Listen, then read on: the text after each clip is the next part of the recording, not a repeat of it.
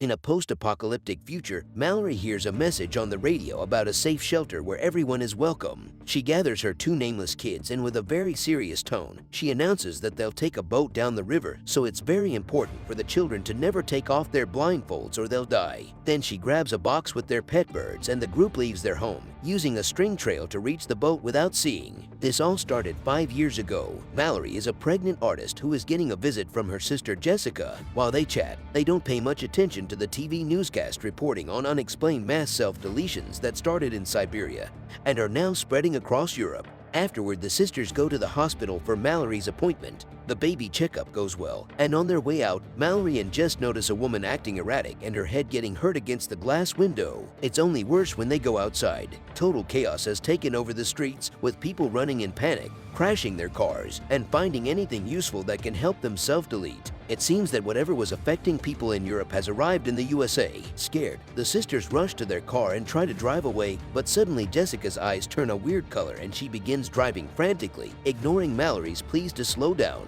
The crazy speed causes the car to flip and crash, but luckily both sisters survive. Mallory carefully crawls out only to see her sisters step in the middle of a street, where she is killed by a passing truck. Upset and panicking, Mallory begins running with the crowd, which is getting more chaotic and scared by the second as cars start to explode around them. When Mallory is pushed down by the crowd, a woman comes out of a house to help her while ignoring her husband Douglas' objections. But before she can reach Mallory, the woman suddenly goes into a trance. As she talks to an invisible person, the woman gets inside a burning car that soon explodes. Then a man named Tom helps Mallory up and brings her to the house, where Douglas refuses to open the door. However, the house owner Greg decides to help and lets them in together with other survivors. Everyone starts sharing their theories about what is going on, like demons or the end of the world.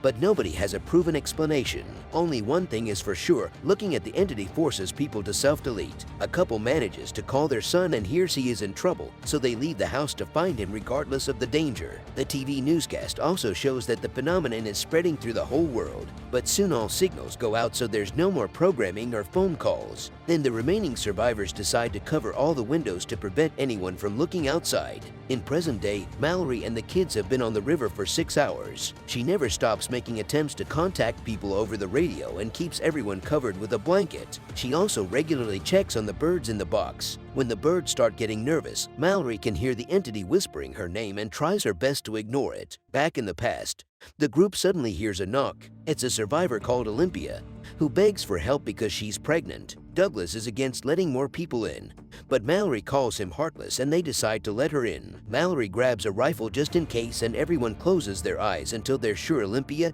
is harmless. Afterward, Greg volunteers to investigate the situation by watching the outside through his security cameras. The others tie him up to the chair in front of the monitors, then leave him alone. Greg concentrates to avoid looking away, and after a few minutes of nothing, his expression changes. The group hears a weird sound coming from the room and rushes inside to discover Greg fell and smashed his head, instantly dying. The others immediately destroy the screen. Later that night, Mallory can't sleep and walks around the house, hearing another weird sound. However, it turns out to be Lucy and Felix getting busy together. In the present, Mallory and the children have been on the river for 14 hours when she suddenly hears a man's voice tell her to take the blindfold off because it's safe and even promising food. Mallory tells the kids not to do it and takes out her gun to fire blindly, but all her shots miss and the man jumps on the boat to attack them while the birds start making lots of noise. The man tries to take her blindfold off, insisting the entity is beautiful, but Mallory fights him off, and after lots of struggle, she manages to kill him with a machete.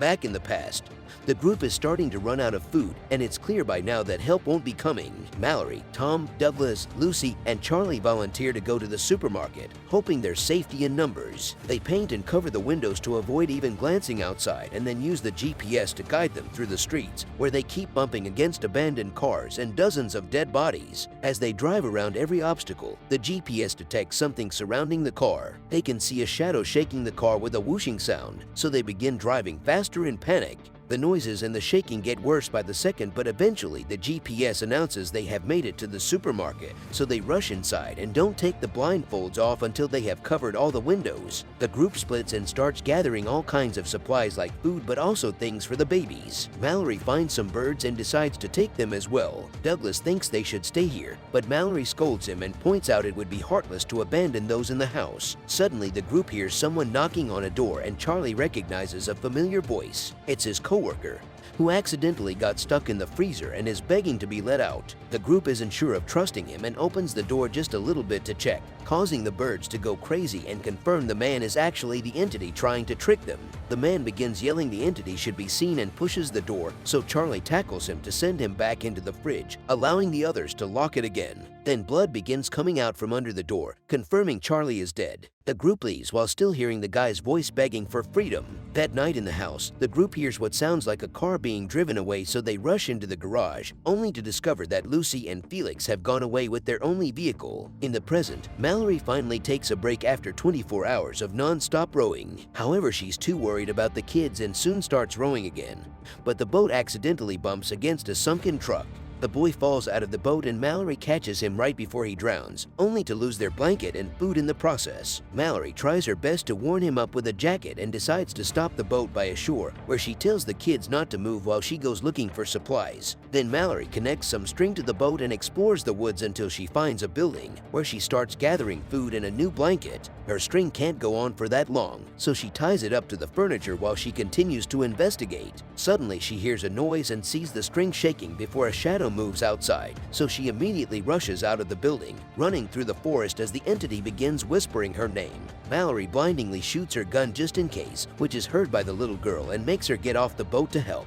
Fortunately, Mallory moves fast and reaches the child before the entity does, so she drags her back into the boat and yells at her for disobeying her, reminding both kids to leave Mallory behind and save themselves if things get too dangerous. In the past, another survivor knocks on their door and Olympia lets him without checking with the others first. His name is Gary, and after Tom checks he isn't hiding anything, Gary explains that only crazy patients can survive the entity. He ran away from some insane guys who escaped from a mental institution and now are out there forcing people to look at the entity, claiming it's beautiful. Douglas doesn't trust Gary and tries to force him out of the house at gunpoint, but Cheryl knocks him out and locks him in the garage while allowing Gary to stay. In the present, Mallory and the kids have been on the river for 38 hours. Mallory covers everyone with a blanket to warn them that they are approaching the rapids, which is the most dangerous part of the journey. Somebody will have to keep their eyes open to navigate, and both kids volunteer. But Mallory remembers promising Olympia she would take care of her daughter if something happened to her, and she can't bring herself to hurt her own son either. In the end, she decides they'll just risk it and go through the rapids without seeing.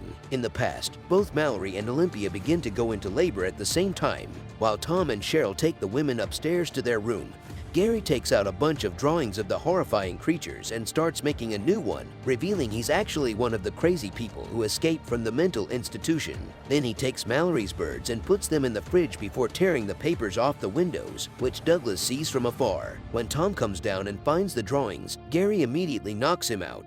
Then he opens the front garage door hoping to make Douglas see, but he quickly covers his eyes. Upstairs, Olympia and Mallory give birth to two very healthy and beautiful babies. Suddenly, Gary enters the room and pulls the blinds up in front of Olympia, who immediately falls for the entity. Mallory manages to take the baby from her before Olympia runs to the window to self-delete. Afterward, Gary grabs Cheryl's face and forces her to open her eyes to the outside, causing her to also self-delete with scissors. While Mallory hides with the babies under a blanket, Douglas shows up with the rifle and does some blind shooting, hurting Gary in the arm. However, Gary quickly retaliates by jumping on Douglas to push him through the railing and stab him with the scissors. The rifle falls to the floor and Tom tries to grab it at the same time as Gary, causing the weapon to go off. Mallory hears 2 shots before someone approaches her, but luckily it's Tom, who has won the fight. 5 years pass, and Mallory and Tom have been living together while raising the kids as a couple. They have a whole system in place to keep the house safe and use string to go looking for supplies when they need them.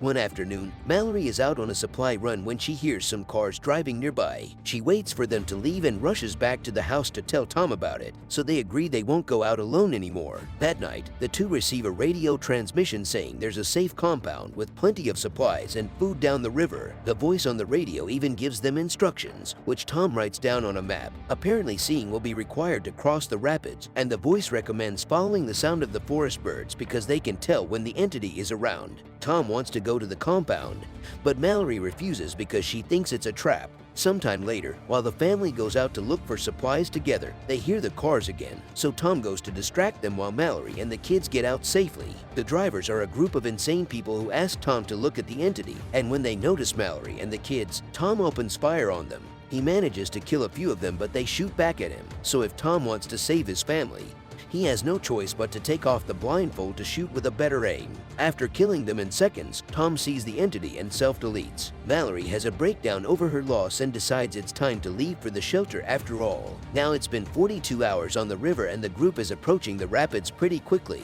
Okay, when they reach the bumpy waters, Mallory tries her best to get through, but the boat flips over and everyone falls out. Mallory calls out to the kids and finds the boy in the water, but the girl has made it to the land. Thankfully, Mallory finds her quickly because the girl has a bell that she keeps ringing. Then the trio walks through the woods where they hear the entity whispering to them using Tom's voice. Mallory tries to run away from it, only to fall down a small hill. The voice goes after the kids and the boy almost takes off his blindfold, but Mallory quickly finds him and stops him. She can't find the girl though, so she starts apologizing for yelling at her, and the sound of her voice allows the girl to go back to her. Then the family follows the sounds of the birds, but they have to start running when the entity suddenly surrounds them.